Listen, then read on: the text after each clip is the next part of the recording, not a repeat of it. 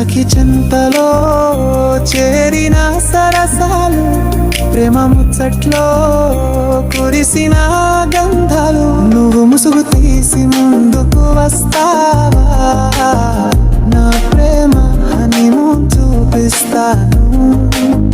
నువ్వు విసుగు చెందక ఎదురొస్తా